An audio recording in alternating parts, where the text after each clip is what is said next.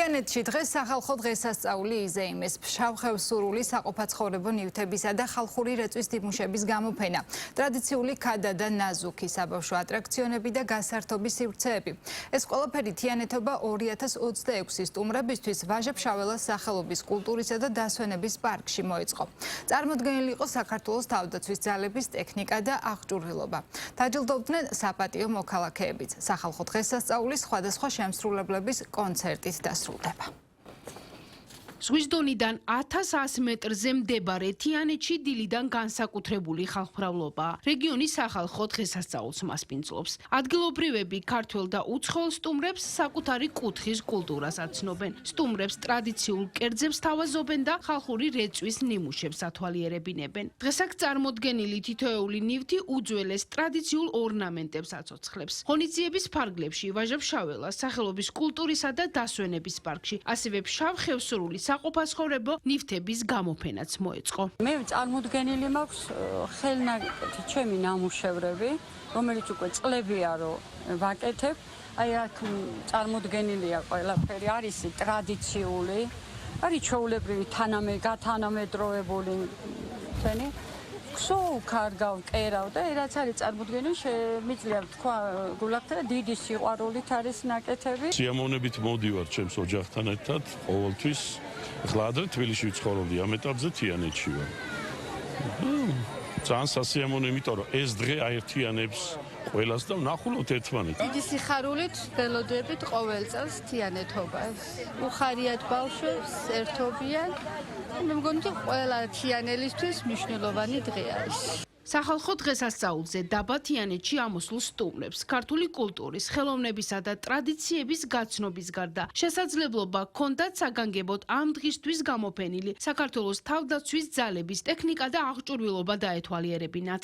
ასეთი დღესასწაულები ხელს უწყობს იმას, რომ ადამიანებმა კეთილგანწყობა აჩუქონ ერთმანეთს. ეს არის ერთ-ერთი მნიშვნელოვანი და ეს ძალიან კარგად ჩანს თიანეთში. ამიტომ ყველას ვთხოვდი, რომ მოვიდნენ ერთხელ მაინც ამ თიანეთობას, თავადვე დარწმუნდებიან, რომ თიანეთობა გამორჩეული დღესასწაულია. ტურისტული თვალსაზრისით, ისევე როგორც მთელი საქართველო, ასევე თიანეთი არის ძალიან საინტერესო.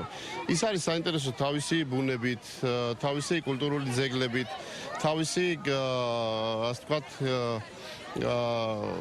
ტრადიციული წესჩვეულებებით. ვაჟა-ფშაველას სახელობის კულტურისა და დასვენების პარკში წარმოდგენილი იყო დრამების შოუ, სპორტული სანახაობები, საბავშვო და გასართობი აქტივობები. აქ მოსულ სტუმრებს საშუალება ჰქონდათ სხვადასხვა გასართობ აქტივობებში მიიღოთ მონაწილეობა. თიანეთის ცენტრალურ პარკში მოწყობილია ძალიან საინტერესო ატრაქციები, არის როგორც შემეცნებით გასართობის სივრცეები, ასევე დღის განმავლობაში ტარდება სხვადასხვა საინტერესო კულტურული ღონისძიებები. მნიშვნელოვანია და აღსანიშნავია, რომ ყოველ წელს თიანეთობა განსაკუთრებული ხდება, ძალიან მასშტაბურია, დიდი ინტერესია როგორც მოსახლეობის მხრიდან, ასევე დამსვენებლების მხრიდან და მინდა ვისარგებლო შემთხვევით მიულოცო თითო ოჯახს. დღევანდელ დღეს პროგრამით სხვადასხვა აქტივობებია გათვალისწინებული, კერძოდ გაიმართება ფშავ-ხევსურული ნივთების საყოფაცხოვრებო გამოფენა გაყიდვა, ასევე მთის პროდუქტების დეგუსტაცია და მასტერკლასები. პროგრამით ასევე გათვალისწინებული არის სხვადასხვა აქტივობების საბავშვო გასართობი სივრცეები არის მოწყობილი ბავშვებისთვის და ახალგაზრდებისთვის. გარდა ამისა, ჩვენ როგორც ადგილობრივი შემსრულებლების მიერ გაიმართება სხვადასხვა სიმღერის და სხვადასხვა ცეკვის პროგრამით გათვალისწინებული პროცესები, რაც შეეხება საღამოს, ჩვენ მოწვეული შემსრულებლების მიერ გავმართავთ კონცერტს ლინდა ადამიან და 1/4.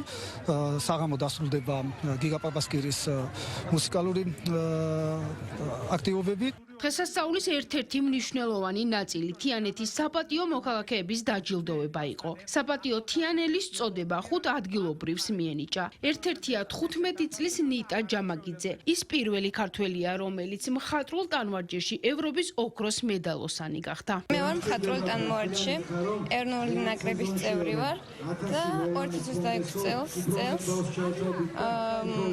გავხდი ევროპის ჩემპიონი. პირველად ისტორიაში.